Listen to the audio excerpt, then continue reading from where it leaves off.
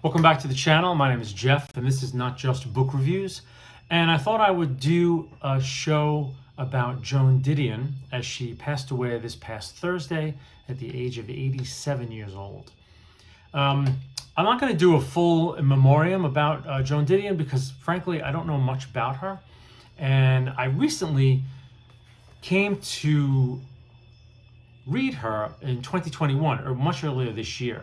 And I read this collection, Slouching Towards Bethlehem, which is a collection that she put out in 1968, which was a collection of pieces she wrote in the early 60s for Vogue and in the later 60s for the Saturday Evening Post. And I was really impressed by this collection. I'll talk about it in a second, but if you don't know much about Joan Didion, she was a journalist and wrote primarily nonfiction. I believe she did write some fiction, but she was primarily known for her nonfiction. This collection, the collection that followed, called The White Album. There was a collection called My Year of Magical Thinking, which I think she was dealing with the death of a loved one or the slow decline of a loved one or even her own medical issues.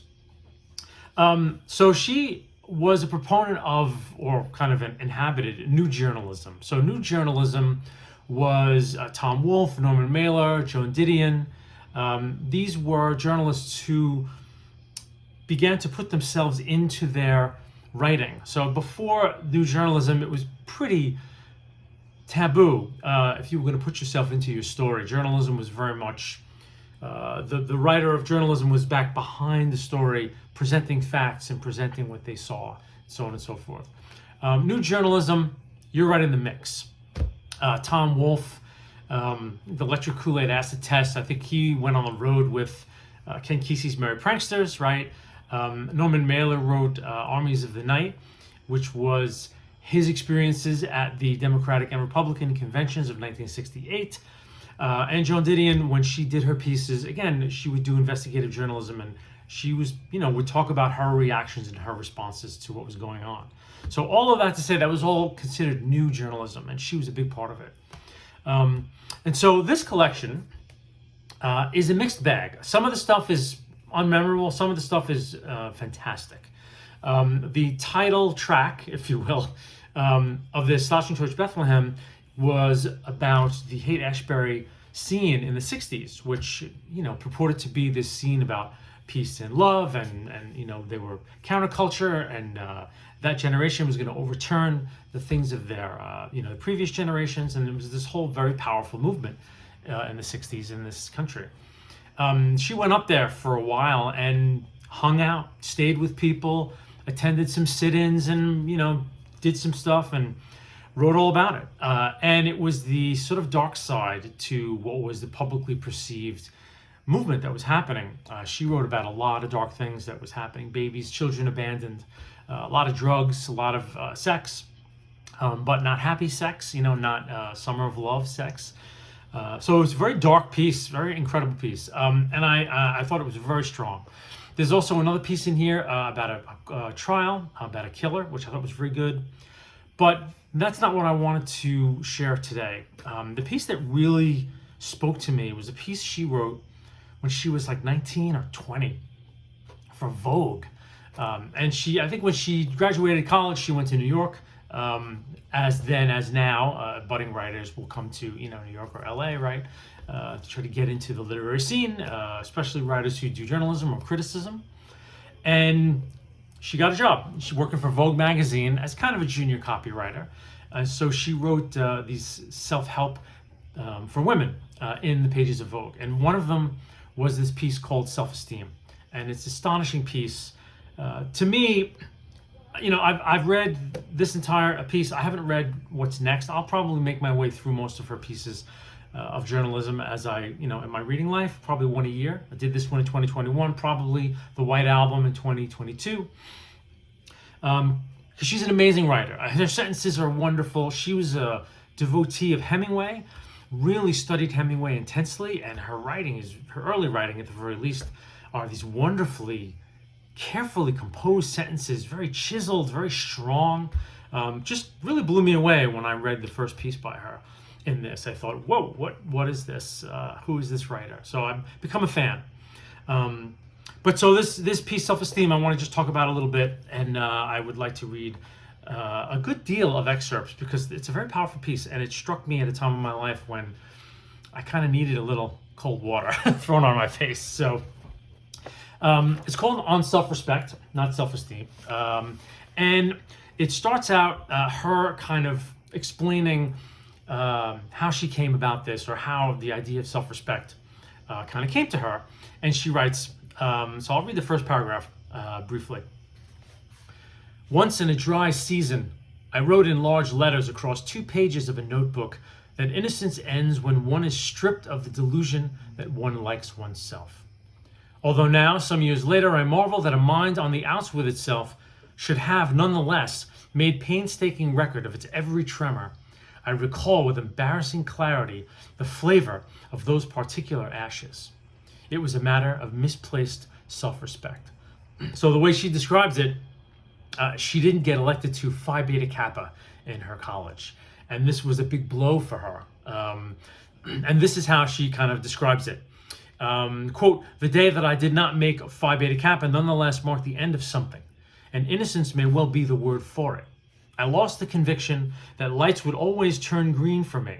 The pleasant certainty that those rather passive virtues which had won me approval as a child automatically guaranteed me not only Phi Beta Kappa keys, but happiness, honor, and the love of a good man.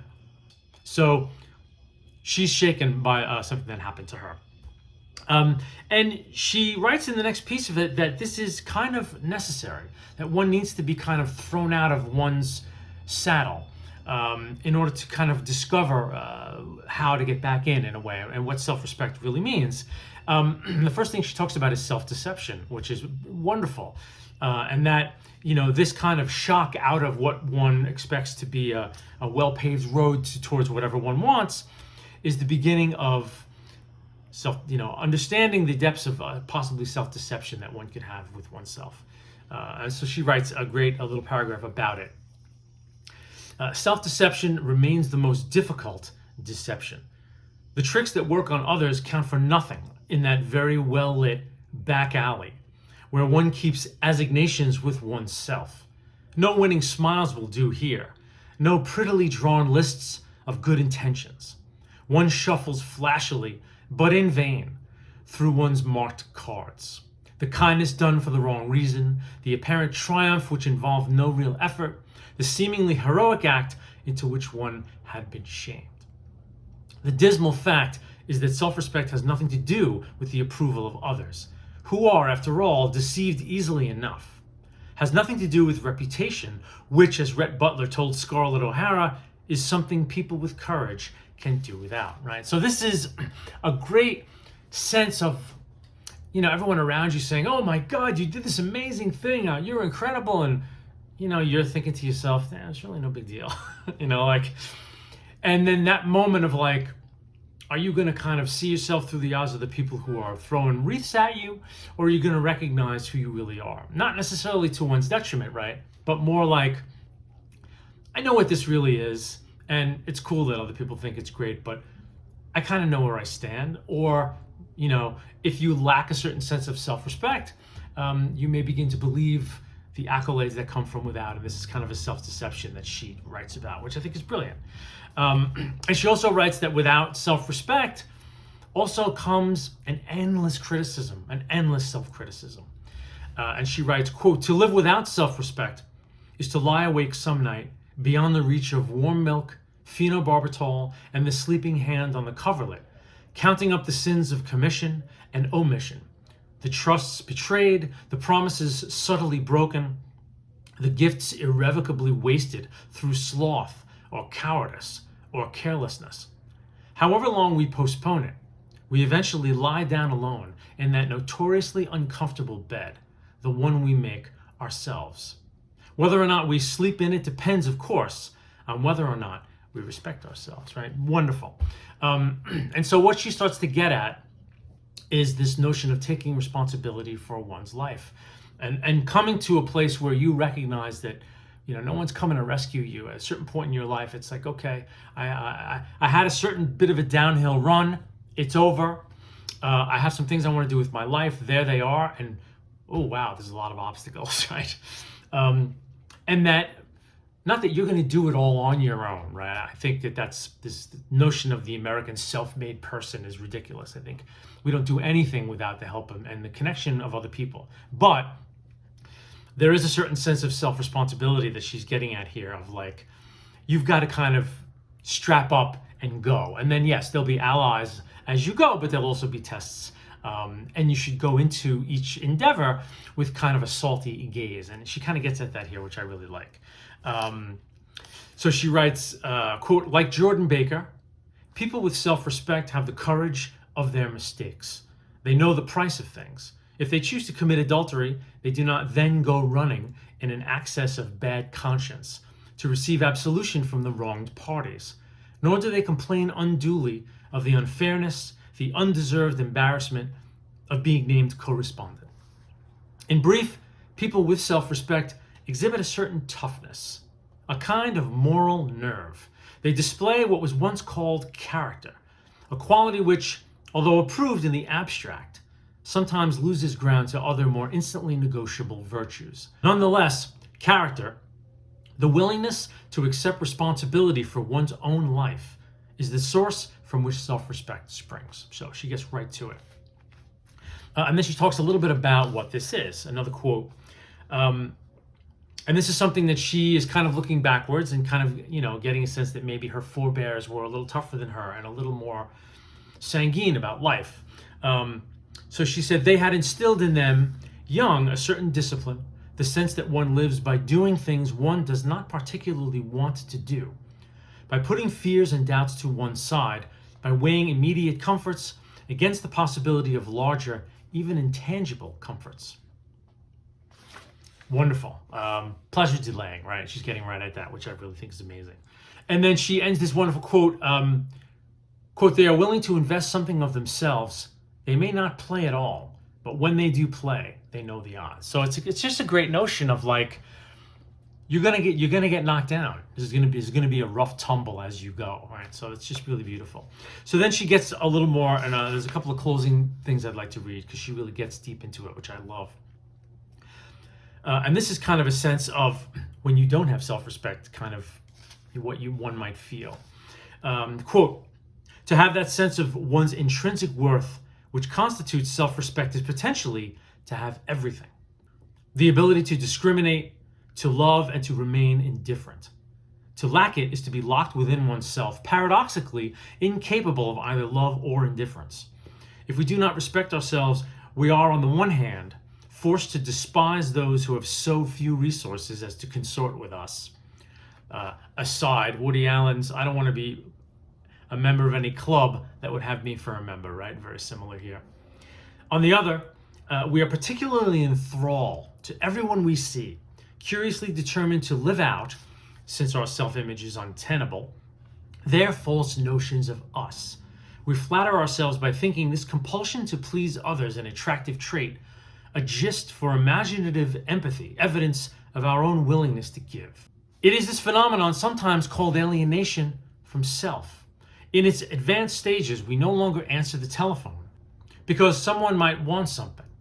That we could say no without drowning in self-reproach is an idea alien to this game.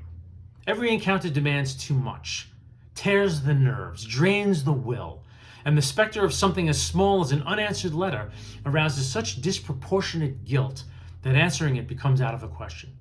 To assign unanswered letters their proper weight, to free us from the expectations of others, to give us back to ourselves, there lies the singular power of self-respect.